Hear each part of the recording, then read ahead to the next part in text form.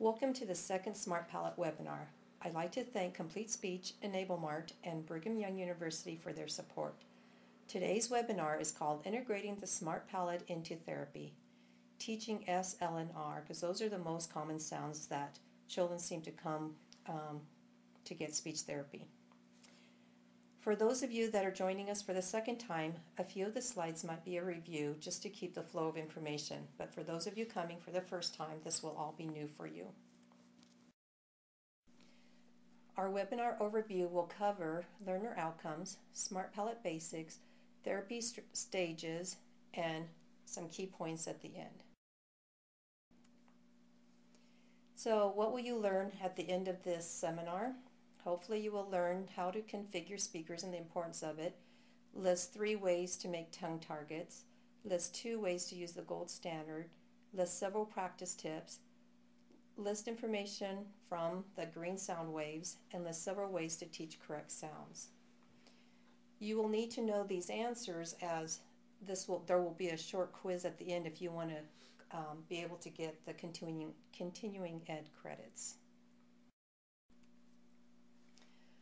So to configure the speaker, you should have already gone into the program and gone to speaker 1, and to configure, as you'll see on the left side here of the screen, it says you will go in and select the number of teeth, and you also type in the client's name. This is important because sometimes people think that they've done this step and they really haven't. You will also see there's rows and columns. Those are the number of sensors, rows and columns, that correspond to the person's SmartPalate mouthpiece. So this is important because later on you'll be using this, and the display of the sounds might look a little bit different depending on how you have configured this particular picture right here. You want to also make sure that you go in and save this, but then you have to go in on File and save the session as well.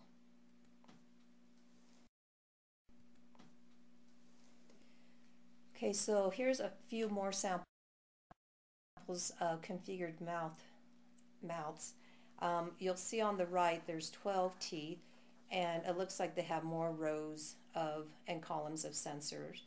Typically this is true, holds true, and then on the left side there's 10 teeth with the number of rows of sensors and columns of sensors. But you can also have 12 teeth in a mouth and have the picture of the rows and columns like 10 teeth. It just depends on the size of the mouth. So if somebody has 12 teeth but they have very small palate area, you'll have fewer rows and columns of sensors. So just be aware of that.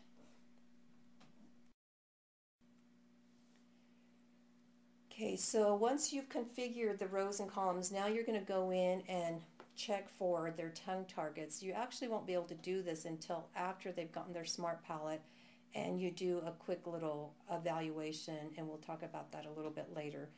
But you're not going to be doing this in the dark because of the study from Sanders and Dromey in 2007, their study Inter and Intra Speaker Variability, a palatometric study, or we nicknamed it as the gold standard tongue targets.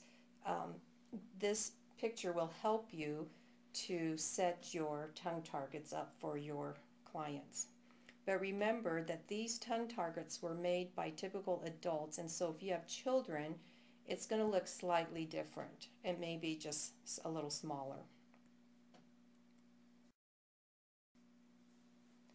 Okay, so in order to make your tongue targets, you'll want to go in and, the SmartPalate company has already given you just a quick little library, and so you'll just go in and look at that at the top and click on those. But you can capture tongue targets in 3 different ways. Let's just talk a little bit about their importance first. So tongue targets are important because the green circles will give you the overlay or the pattern, and it also will help you to just do a quick assessment to see what the person is lighting up. And then you'll be able to see progress, the before and after of their displays as well. But it's really important for accurate practice to have correct tongue targets, and so like in the gold standard, it will actually, you'll be able to click on what pattern you want from the ones that you've made. Let's do the word like. Like. Oh, notice that you have more lights than what it has. Like. Okay, so let's go ahead and go to edit. Do it, configure tongue target. Okay, then go to L. And now while you're saying it, you can start painting your more lights on, more green circles.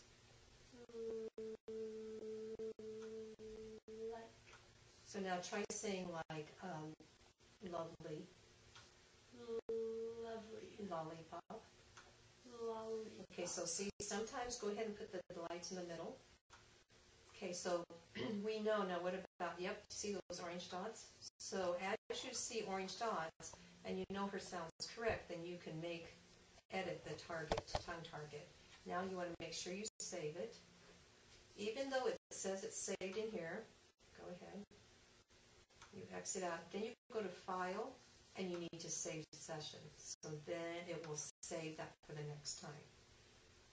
Okay. And so it got cut off that the final position, the L might not show as many lights. But again, that's the general area. So you want to make sure though that you're editing what's the best target, not just the first time they do it, you wouldn't probably want to paint a picture saying, oh, that's what you want to do. You want to work at getting their best production and getting that pattern. So you're going to be modifying this throughout their practice. Okay, so we talked about how tongue targets lead into the gold standard practice. Again, here you will see that when you get into gold standard, you will pick the sound and then you will set the time. Usually I just do it on continuous at the beginning, and then you'll have to start the score right here. So you'll use your tongue target library or ones that you have made for the client. Another thing you can use with the gold standard is to help them get acclimated to what they're doing with the computer, and so allow them to do 3 to 5 minute individual practice without any feedback from you. This was a key component in Anna Schmidt's study, in her 2007 study, where she said this was a very critical part of the therapy, is to let the client just fiddle around, just play around with their tongue and just see what, you know, parts they could light up or not light up, and it would help them to actually acclimate to the dots a lot quicker than if you told them, oh, you need to do this or that.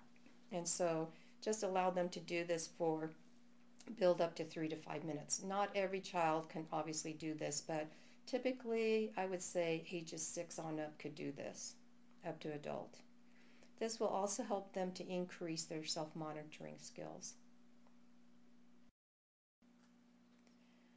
Okay, so now we're going to turn to the importance of the sensors or different lights. The computer display shows a diagram of palate and teeth. The sensors are things that light up, and we have sensors for the lip and the tongue to palate contact.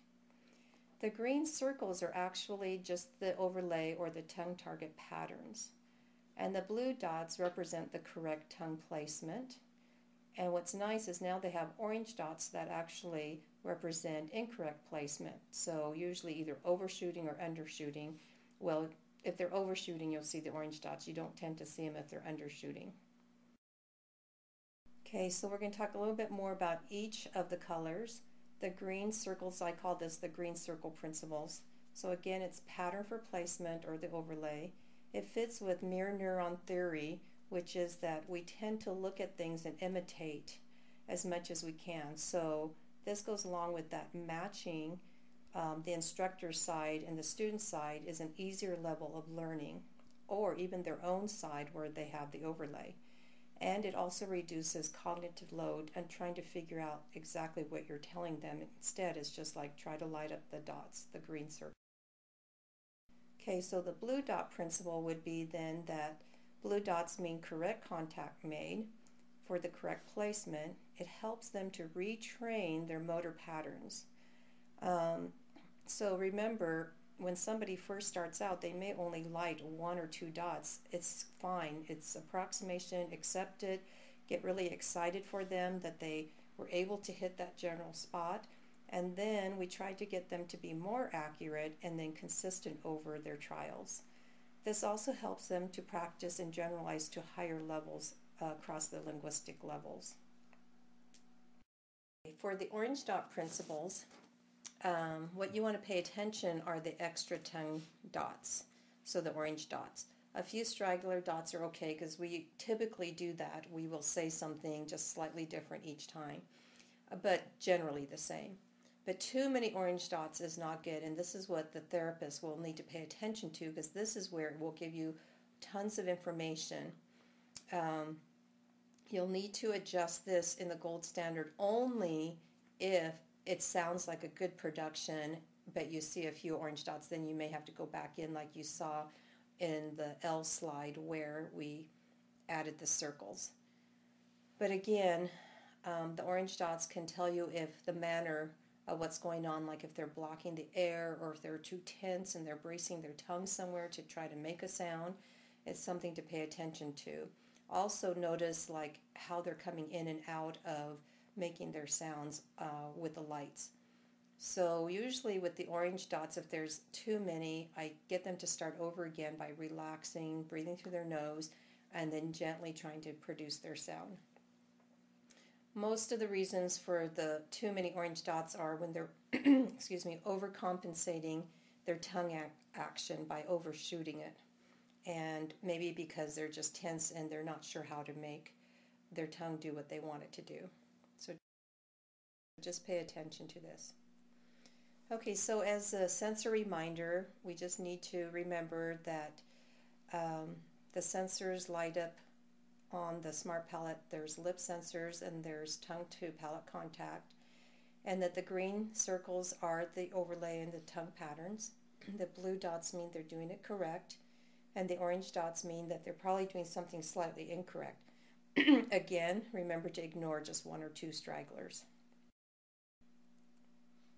Okay, now let's move on to the audio wave sounds, and these are the green waveforms, as you can see by this sample picture. This has become one of my favorite tools besides the palette view. It gives you lots and lots of information, and it's a nice way to bridge between having the SmartPalate in your mouth and having the SmartPalate out, but still having some visual display. So I've used this for lots of clients that don't quite get their voicing. So that's important to know that you can see voicing contrast. For example, an S versus a Z, you will see a smaller line for an S and a more fuzzy buzzy line for the Z. You can try that for any cognate pair. Also, a lot of times when kids are learning a sound, they'll start putting to like a complex blend or something, they'll put intrusive sounds because they can't quite get the blend correctly. And so you will actually see that on the waveforms. So if they're trying to say the word like great, they might go great, and you'll see that bubble, and you shouldn't see that bubble. It also monitors volumes. A lot of times kids have been in therapy so long that they become a little hesitant to practice, and so you can help them once they do their production correctly to be louder, and so it will show the loudness as well. It will also show control of rate, so you'll have some kids coming in being fast talkers and they need to actually slow down, or you'll have some that just need to be more consistent with their production.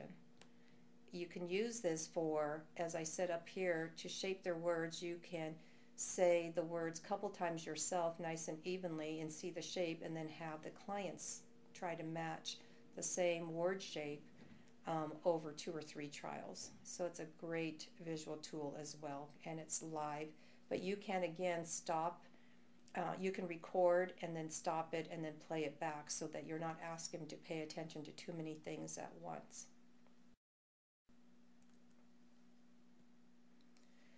Okay, so there's a lot of buzz and talk about EBP, which is evidence-based practice, and this is a statement from ASHA 2005. So I'll read it first and then we'll talk about it. The term evidence-based practice refers to an approach in which current high-quality research evidence is integrated with practitioners' expertise and client preferences and values in the process of making clinical decisions. So let's break this apart a little bit.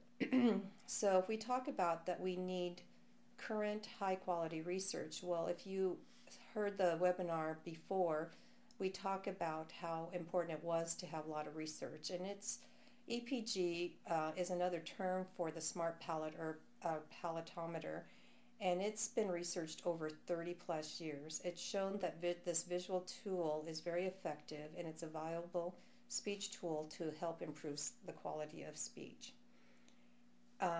Again, it's just a tool, so you do need to integrate it with the practitioner's expertise. So that's why a certified therapist is important to have on board so that they know, how to do the evaluation. They know where to go from the evaluation, what would be the best therapy approach to use for your client. And then this last part where it says client preference and values in the process, well, so many times when you've had just traditional therapies, clients just are frustrated because they're like, I'm trying to do that. I don't know why I'm not making my tongue do that. But with this visual tool, the SmartPalate, the client can actually see and you can see, and it takes out a lot of guesswork. It takes out a lot of explaining things to them, and it makes their life a lot less frustrating. Okay, so this next slide is just a slide from the previous webinar, one of them, where it shows some of the research. So I'm showing you just a sample of research. As we know, Dr. Fletcher has been doing studies on the palatometer. This one's called dynamic palatometry when he started in Alabama in '75. So here it is 2012. It shows you how long therapy has been going. And then in 2007, Mary Beth Sanders and Dr. Dromey did that interreliability of the palatometric system. And currently at Brigham Young University, Sean Nissen has finished his study but isn't ready for write-up yet on school-age children and the palatometer. Gibbons in 2006 did a survey of speech-language therapists viewing the EPG therapy outcomes in Scotland. She also has done bibliographies that are just enormous, and I think CompleteSpeech website has references to that. Anna Schmidt from Kent State in 2007 did the evaluating a new clinical palatometric system, and now she's actually got a new study from 2010 in press, but it takes a while for these things to get out, treating R in school-age children. So it's pretty exciting to see all the new past and current research on EPG. And of course, this is a new thing, a new textbook called Intervention for Speech Sound Disorders in Children. It's one of the few textbooks I've seen where they dedicated an entire chapter to the EPG, the visual speech tool. So that has been a fun thing to look at. You're also welcome to go to CompleteSpeech website and look at their educational tools that they have. And then I have a blog called the palatometer therapy.blogspot that you can go and see how I use the tools. Okay, so one of the big questions people ask therapists and parents, what progress can you expect? Again, neurotypical users make progress within 10 to 20 sessions, and this is where they can become 80 to 100% accurate at sentence levels. And mostly this is based on Anna Schmidt's study as well as all the clinical therapists that are using the visual speech tool. I can say that all my all of my results from the last 5 years match up with this. But those with multiple disabilities, people will ask, well, can they make progress? We're talking if they have layers of issues like attention, cognition, sensory, and motivational issues, and if they have intelligibility less than 50%, yes, they can make progress. I had a girl who had a syndrome, well, I've had several clients with syndromes, where they were pretty unintelligible. I would say 50% or less, especially out of context, it was less. And within just one set of 20 sessions, they were able to improve their speech intelligibility. I'm not talking about perfect articulation, but you understood more what they said, pretty much up to 75%.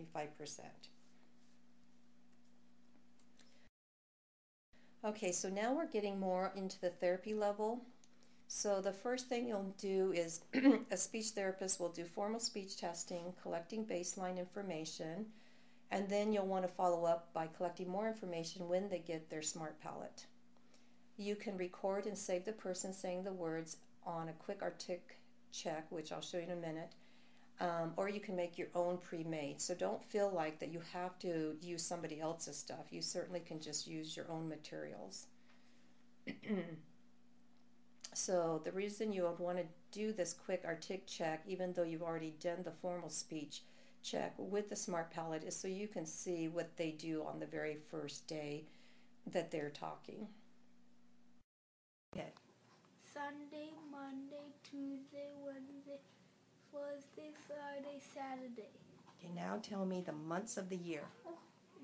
Month of the year. Yeah, January, February, March, and April, May, June, July, August, September, October, November,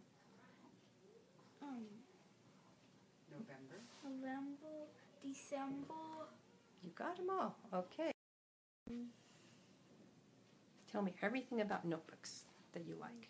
They are fun to write in, and they're for stories, and I like to write stories and pretend that I'm in high school, and I like to write. What do you write? Stories About my family, where we go, and sometimes I bring my notebook where we go, and I like to go to swimming and bring my notebooks on the drive there. Okay, so you probably noticed that her tongue was flapping a little bit and going out of her mouth for quite a few of the sounds. So when we did the quick sensor check here, let me show you this next page, she had incorrect S positions.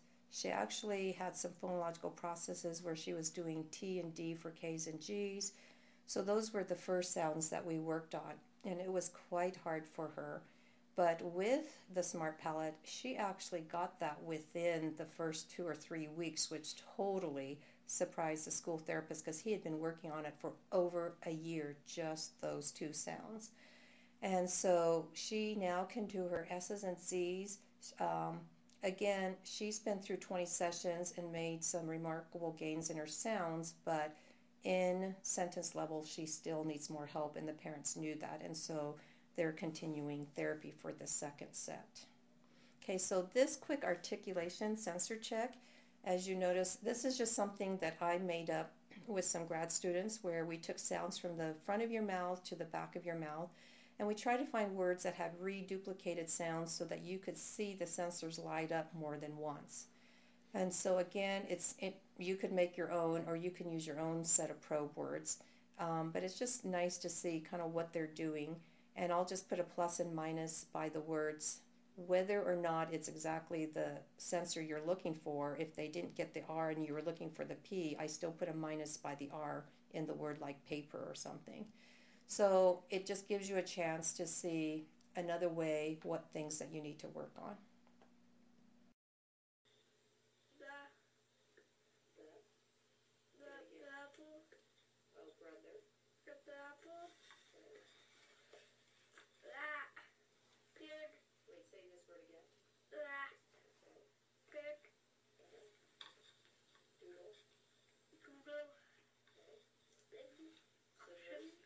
Okay,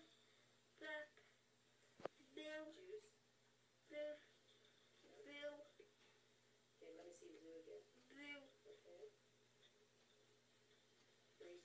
Razor. Zigzag. Wait a second. None. Oh, okay.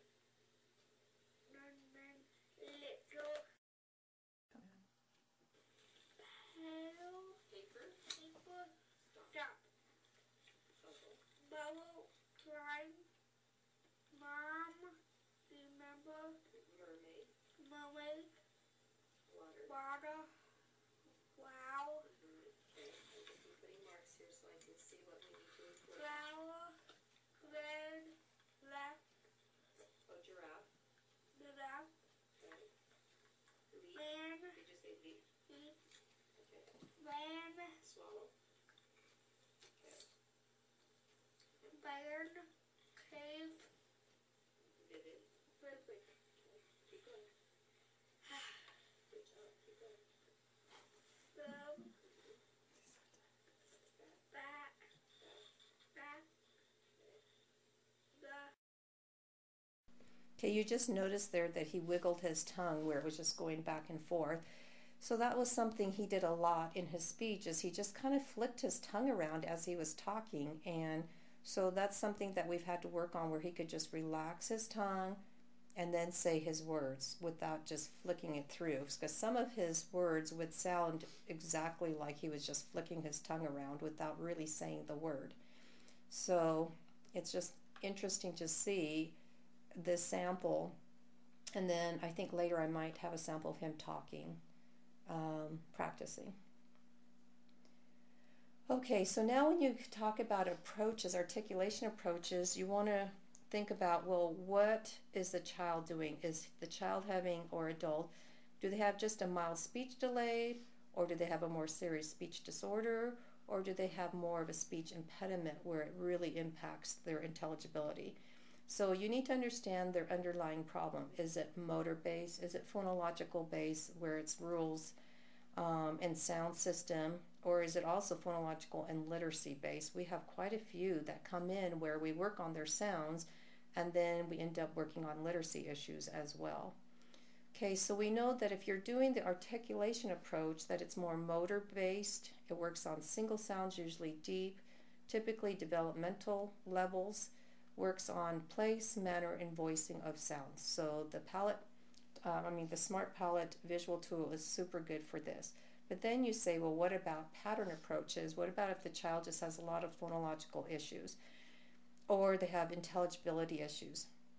Well, we know that when you're working on this, it's more cognitive linguistic based. So you work on a system-wide change of sounds and rules, where you're helping them understand what the meaning, the phonological contrasts are, like with minimal pairs or maximal pairs, the contrast of words and meaning, both orally and in written form.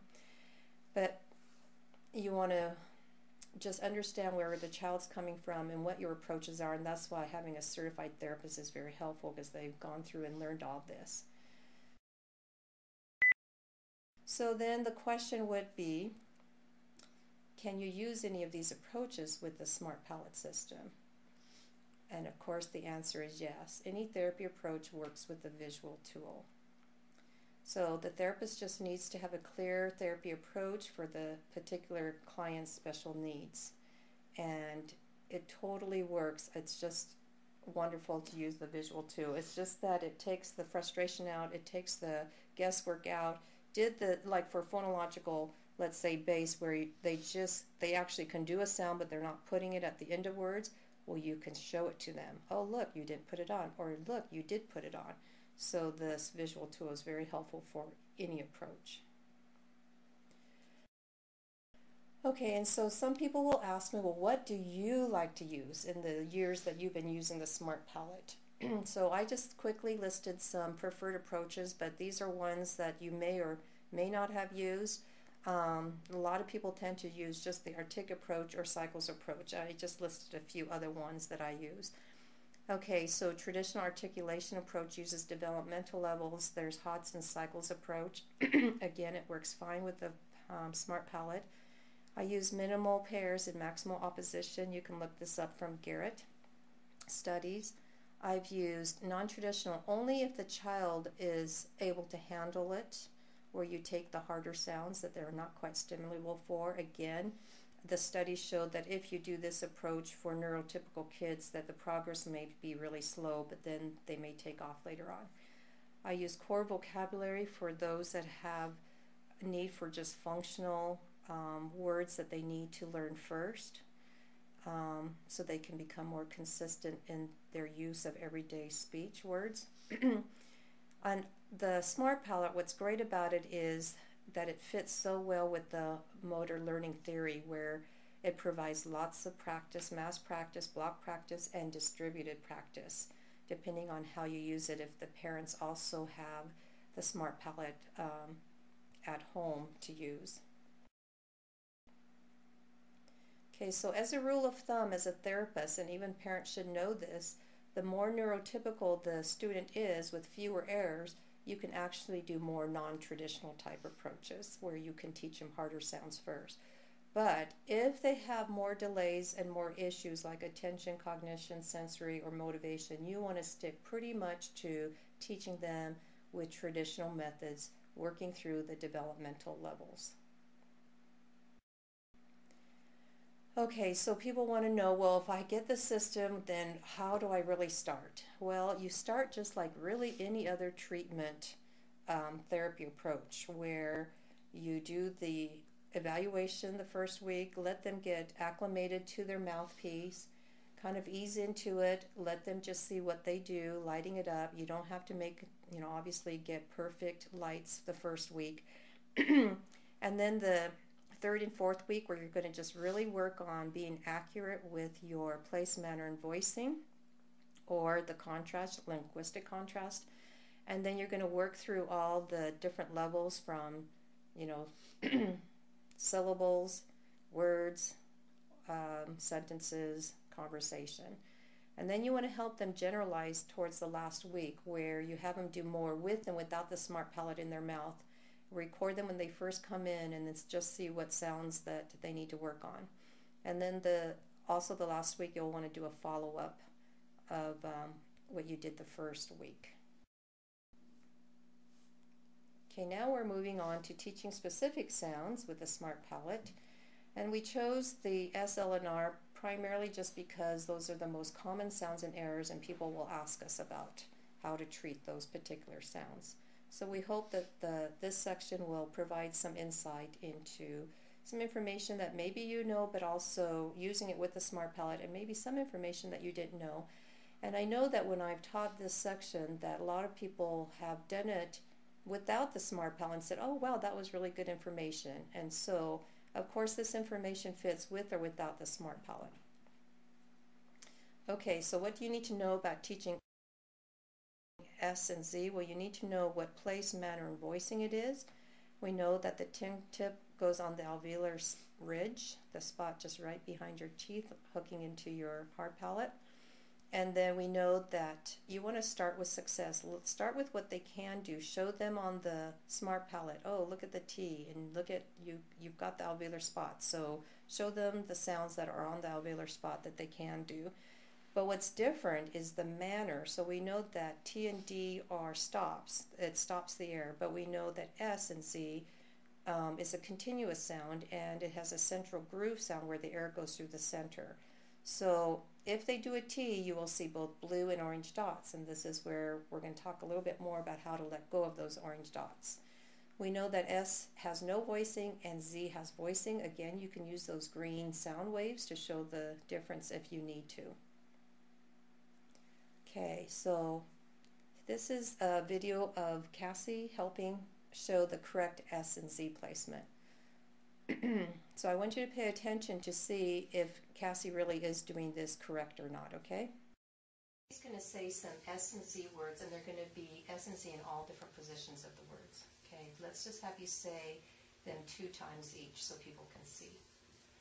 See, see, seesaw, seesaw, hats, hats, zoo, zoo, magazine, magazine, buzz, buzz. Okay, so you probably noticed that she was a little bit off-centered when we talk about central groove sound, that the air should go right between those two front teeth, but hers was heavier on the right side and she had more air going more to the left, and that's because I found out that she was a flute player. So actually for Cassie, her S sounded fine. It got a little bit better as she was looking at her target and directing the air, but just so you know that people that have had played wind instruments, it can affect their speech. In fact, I had a boy who actually played a different wind instrument and it pulled his tongue back a little bit farther. Now, Cassie say hats. Hats. So if you notice, that actually directed her airflow right in the center, and so if you have somebody that has some issues with central airflow, you can use that method where you do the TS. Now for Cassie, she picked it up really fast. But for a lot of younger kids or for people that have had an S problem for a long time, instead of doing what's called an explosive T, go ahead and do t-t-ts. Okay, a lot of people will do t-t and then ch, and then it just doesn't sound right. So instead, Cassie, will you just put your tongue like you're going to do a T, and then just let air through those orange, over the orange dots. So notice now she can have more blue evenly spaced on both sides, but just letting ever so slightly. Look, it only took her a couple times to really work with that. So, and you'll notice there's a few dots that she's not actually lighting up. I would rather have you do more in the front mid than trying to do it in the bottom. Okay, so thank you. Okay, you got it. That's pretty good. So you have about 2 rows, but maybe if we can just keep this row of dots if you can and just let go of the air. Oh, again.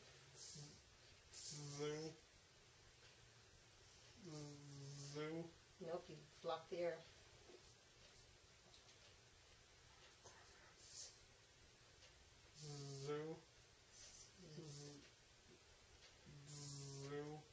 Okay, at least you've got these. Try to keep those 2 rows.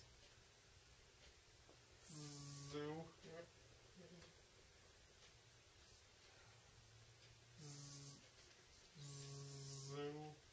Okay. Let's do a final, see which one's better for you. Nose. Okay, so your job is to kind of just check. We're going to put you on your, okay, so put your tongue on a T position, like, and then gently let go of these right in the center. Not, you're letting go too much. Just very narrow amount of air. Oh, you let go too much. See?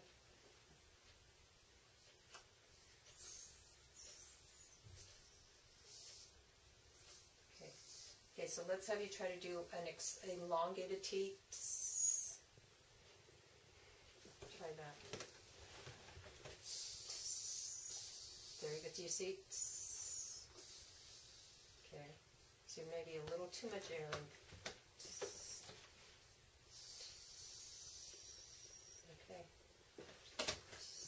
Typically what happens, like for me, I'll have 4 rows, how you're having the orange here, but I will still have this be even and only have 1 row of air.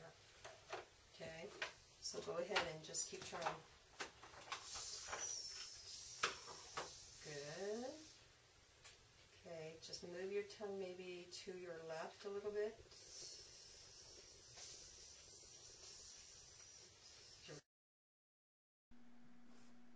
Okay, so you can see how hard he was working, and the gold standard gives you a score for placement. You have to be careful though, because the gold standard will give you a higher score for if you had orange dots. So that's one kind of little issue that I'm not sure how they can work. The company can fix that. Okay, so let's talk a little bit about some of the problems for S. Well, with the SmartPalate, I've noticed that a lot of incorrect S's will either be too forward, too far back, too much to the right, too much to the left. or it'll be blocked. And so the lights tend to not be lit up equally, but we know that it should be. And one of the ways to facilitate this, again, as we talked about doing something they can do on the alveolar ridge, is like a T or an L or an N. So just kind of play around with which words have combinations that might have that the person can do.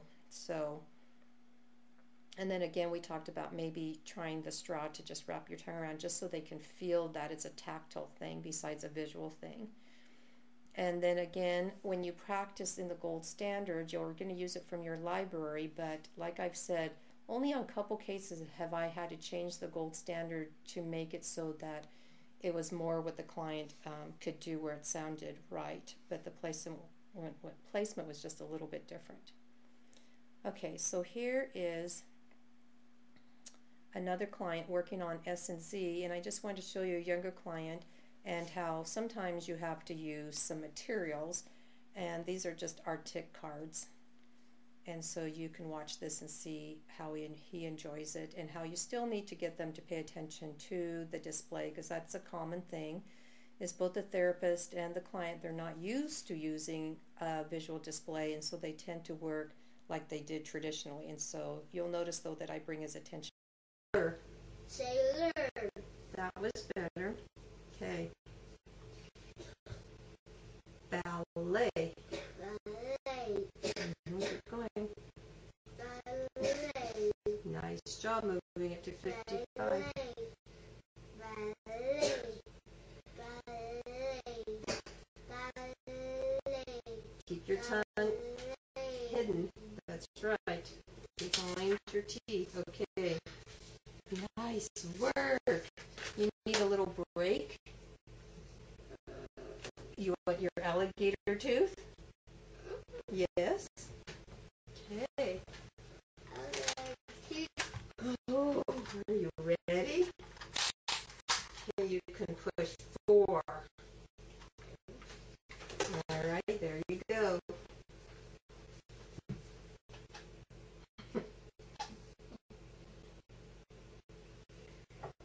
Three more. Yay, you got 3. Oh, you got 4. You beat the alligator. Yay, good job. Nice job. Okay, so we'll send this home for you to work on, and then you can bring it back. All right, so let's move to, we were going to do a few of these. Okay, and guess what? Remember how we did matching?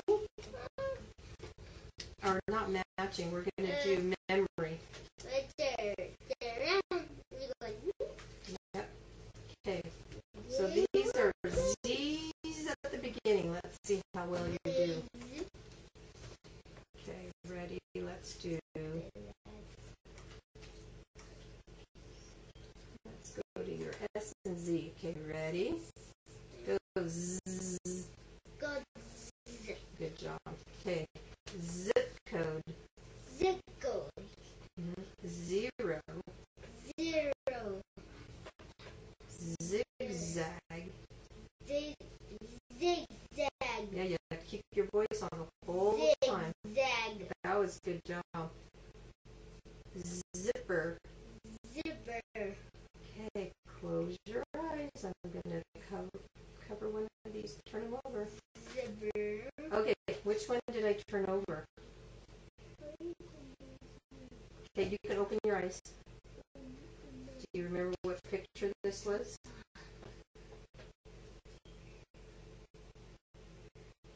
It's in your mailbox. The letters have a Zigzag. zip code. Zip code. Zigzag. Yeah, okay, close your eyes. I'll turn one over. Okay, and so you can see that he did forget to look at it, but then you can bring their attention and then it helps them to generalize a little better. Okay, let's move on to teaching L. And again, we need to know where the placement is. We know that it's in the alveolar ridge area, and the manner, it's a liquid where the air comes out the sides called lateralized air. So this is the one time when you do want your sound to be lateralized, and it's voiced. As you notice these pictures up on top, I put initial L, oh, and I meant to put medial L. They tend to look more similar, and then the final L, or some people call it the dark L, it tends to be a little bit lighter, not as many lights lit up. Okay, so this client is working on L, and he's actually saying the word ballet, so you might ask, well, why would he be saying that word? But his sister actually did dance, and so he didn't mind saying it, because I know some boys do not like to say girl words. This child also had ADHD, and so we needed to do our practices in smaller chunks and with little mini breaks. And so you'll see that I bring out a little toy. But as you notice, the desk area is pretty clear. You use the display as your main tool, and then you just bring out little things here and there as you need. That was better. Okay. Ballet. Ballet. Keep going. Ballet. Nice job moving it to 55. Ballet. Ballet. Ballet. Ballet. Keep your tongue Ballet. hidden. That's right. Behind your teeth. Okay. Nice work. You need a little break? You want your alligator tooth? Yes? Okay. Oh, are you ready? Okay, you can push 4. All right, there you go.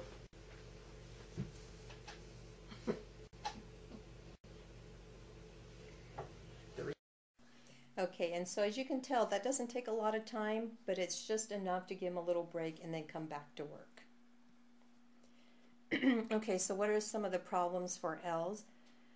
Well, one of the things we know, without seeing clients, is that lights will vary within the sound position. So you just need to be aware of that.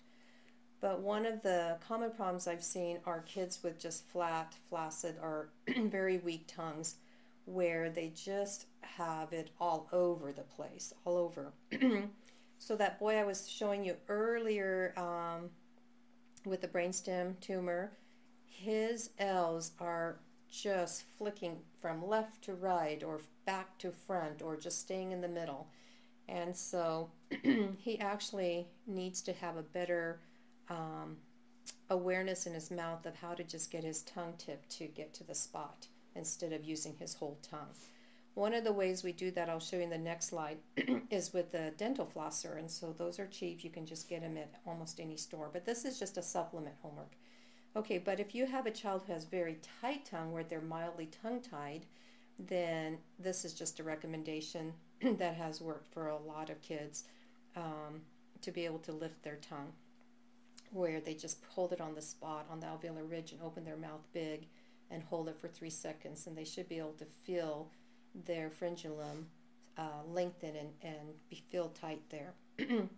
Now, if they're more severe, of course, then you want to refer them to an ear, nose, and throat specialist. Okay, so here's just a sample of a flosser homework that if you need to get a child to feel tactily what their tongue tip is supposed to do. Okay, some people say, well, what do you do if a child just has a really low tone and flat tongue and flaccid tongue where it doesn't move, hypotonic, or where it's low tone muscles? So let's go ahead and show them what we would do with that.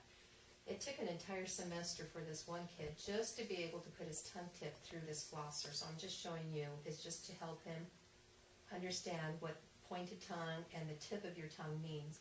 Then the next step, what we did, is to be able to pull that string up and into his mouth. That took him an entire semester, but this is helpful because it's tactile, they can feel it. And so for some kids, lighting up just 1 dot or 2 dots is okay for them, they'll finally figure it out. But for other kids, you might supplement by having them do this flosser exercise where you just do it one more time for them and then pull it up and in. Yep. Great, thank you.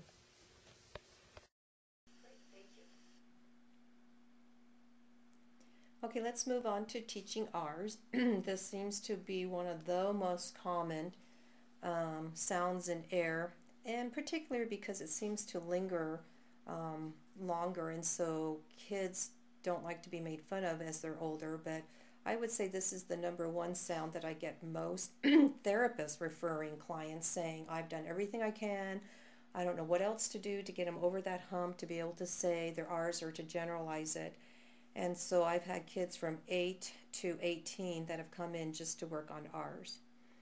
Okay, so one of the things that we have learned for the placement for R's, as you will see in this video, is that we'll have therapists saying, well, how do you teach it to be retroflexed or bunched or this way or that way? And I'm like, oh, you don't have to. It's the SmartPalate visual display will show you that it's almost all the R's are just basically in the same area.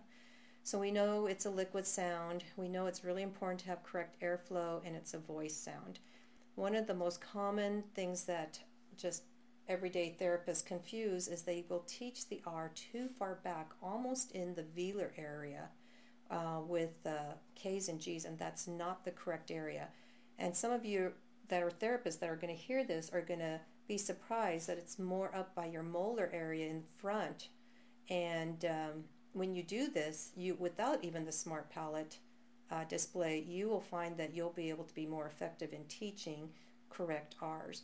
I've had therapists who bought the system and they actually just showed it once. The students didn't even have this in their mouth, and they learned how to make correct R's. And so just having the visual display can help you with the placement as well as the manner. Here's just a sample of Cassie saying about 6 to 7 words with R's, initial, medial, vocalic, different vocalic, and final position. So we're just going to see what happens. Go ahead. Ear, ear, air, air, or, read, read, reward, reward, airport, airport. Thank you. Okay, so if you notice that most of the lights were more on the last 2 molars, well, what happens is when you do a K and a G, it's more towards the very last line. And so you just have to be careful when you teach R's to kids, because they'll come out sounding very gravelly and gargly, and they tend to block the air like they're doing a K and a G, and that's not what you want them to do. You want them to have that air coming through the center as well. And like I said, I don't really worry about teaching them retroflex or bunch. It's just more confusing for their tongue. Instead, I actually teach them to relax, breathe through their nose, and just add some voicing. And when they do that, it actually automatically lights up in the molar areas. Okay, and so let's go ahead and show what a typical session for R is.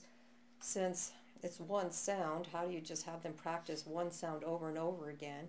Well, I go from a combination of a bunch of therapy books. I put together a hierarchy, and so typically I get them, like I said, to do relaxed breathing, and then to do voicing, and to do this warm-up sheet that I made up with different R's in different positions. And then there is a hierarchy that I found from a really old therapy book at a library, and it was completely out of print. And so what I did is I just looked through that. They only had pictures, so I had to kind of come up with this list. They worked on consonant R, which we know that a lot of kids can get first, and then RE words, which is interesting because E is in the same place as R. So if you tried that with your SmartPalate, you will notice that. So that facilitates getting good R's, and then going to R blends, front blends, back blends, and then working on clean vowels, and then diphthong R's like air and or, and then working on the the schwa R, which is the hardest for most kids.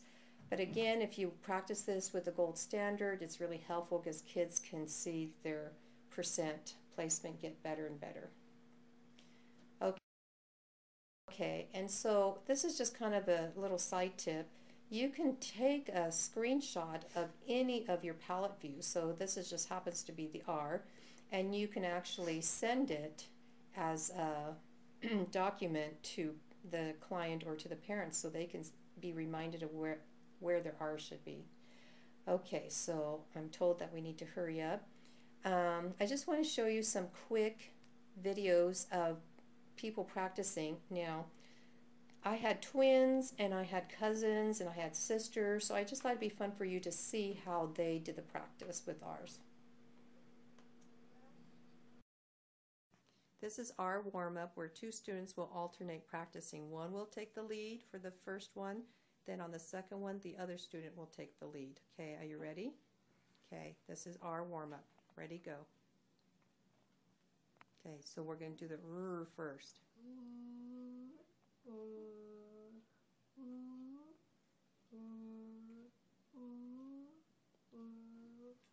Rabbit, rabbit, rest, rest, robot, robot, return, return, restroom, restroom. Okay, next one, you take the lead. Go, go, go, go, go, go. Syrup, syrup, syrup. Do you like syrup on your pancakes? I love syrup on my pancakes. Okay, next one.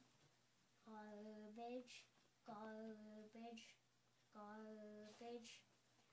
Did you throw that paper away in the garbage? I threw that paper in the garbage. Okay, so you'll notice that these guys were at a higher level where they were able to use their target words in sentences by asking each other spontaneous questions. So that's a good way to generalize. And they actually only had 9 sessions at this point in time. They just made great progress. I'm finding you really can have 2 kids on one system and they just go back and forth and get tons of practice. Okay, so I just want to show you a few more clips that show how we practice. This child had major global delays cognitively, motivation-wise, and had Soto syndrome, which had difficulty with almost all the palate sounds. So we used core vocabulary words that she really liked from everyday things. She really liked mermaid, but she wouldn't put the M on mermaid, and her R's weren't there. But now, in this case, she's getting her R, but she didn't get her M, and so we're practicing that.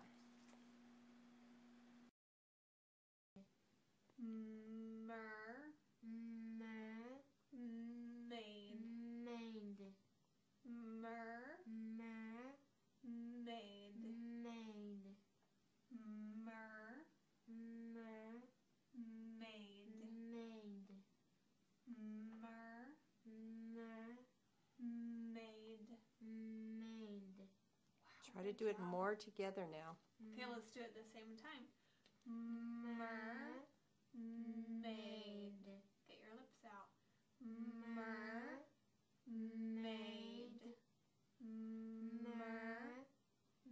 Mermaid. Mermaid. Okay, now Michaela, say the word. Mermaid. So she finally got the 2 syllables together. Okay, and so we'll skip this one. He's just saying my favorite cereal is Cheerios, so he was able to move up to the sentence level. Okay, so just want to make sure that you understand that one of the common problems people say is, well, it looks right but sounds wrong. So again, don't forget that it's not just placement. You've got to pay attention to the manner and voicing and the vowels. You also need to look at the child's mouth to see what they're doing with their tongue, because it actually may look right but sounds wrong because they're flicking their tongue, folding their tongue, twisting it, or doing something odd that they shouldn't be doing. Okay, the next thing is it could sound right but looks wrong.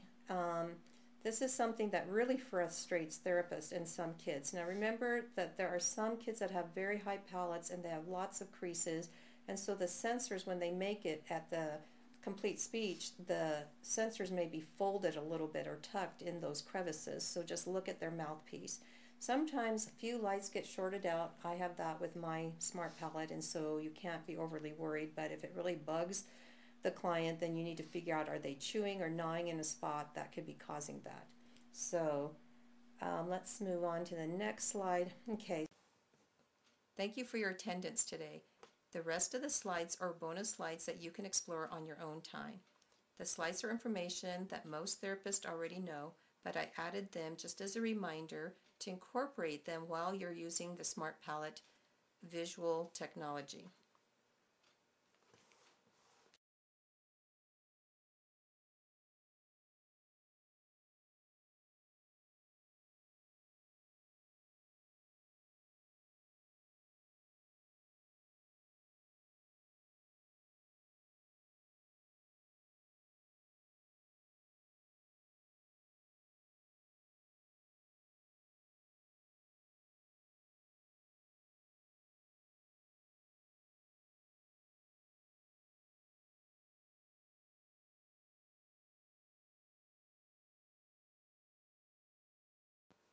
If you are interested in getting continuing education credits, CEU credits will be available for webinar 1 and 2, and also look for upcoming training webinars. They will be intermediate and advanced levels.